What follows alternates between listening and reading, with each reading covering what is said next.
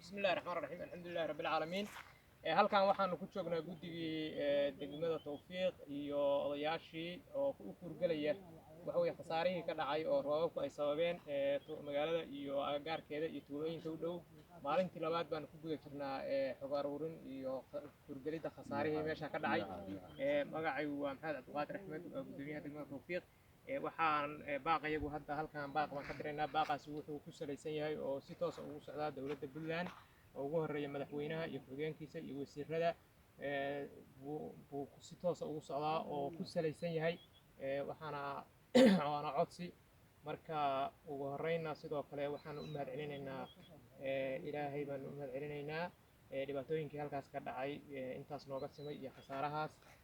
sidoo kale waxaan u mahadcelinaynaa wasiirka deegaanka Sayid Cumar oo asaguna nala shaqeeyay oo si qadka nagala shaqeynayay intaas waxaan ku soo dhaweynayaa qaar ka mid ah guddigii ku soo dhaw بسم الله الرحمن الرحيم والصلاة والسلام على رسول الله صلى الله عليه وسلم أما بعد waxaan salaamayaa horta ummadda islaamka meel kasta ay joogto waan salaamayaa waxaan ku salaamayaa salaanta islaamka assalaamu calaykum waraxmatullaahi wabarakaatu si gaarana waxaan u salaamayaa maamulka Puntland oo ugu horeeyo Siciid Cabdullaahi Dani iyo madaxweynaha ku-xigeenkiisa golaha wasiirada golaha shacabka iyo golaha garsoorka iyo ummadda reer Puntland meel kasta ay joogto waan salaamayaa salaan kadib anigu waxaan ahay magacayga waxa la yiraahdaa Ashar Cumar Nuur baa la yiraahdaa waxaan ahay oday ka mid ah odayaasha deegaanka meeshaan muddo yar baan joogay reer gaalkacyood baan ahaa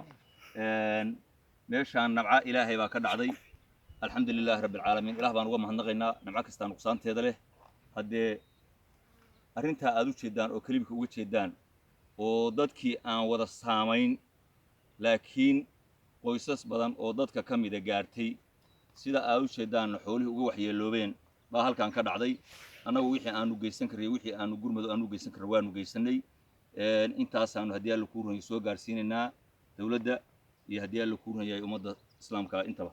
assalaamu calaykum waraxmatullaahi wabarakaatuh bismillaahi raxmaani raxiim alxamdulilaahi rabbil caalamiin ilaahay baa mahad u sugnaatay ilaahay baa mahaddan iskale waa nabcoonay anigu warka badin mayo waa iga laba kalmo labada kalmo waxay ku jahaysan tahay maamulka Puntland madaxweyne ku-xigeenkiisa wasiirada hay'adaha bay ku jahaysan tahay khasaaraha adigu meeshaan ka dhacay oo dadka shacabka soo gaaray oo xoolaaleyda iyo agabkoodii soo gaaray maamulka Puntland waa u jeedaan fiidiyoona waa u soo dirnay dadka waxaan soo gaareen waa dad Puntland ah dadkii mas'uuliyaddu ay ka saarnayd oo madaxweynuhu ugu horeeyay oo maamulka Puntland ahaa baan ugu qeyl dhaameyn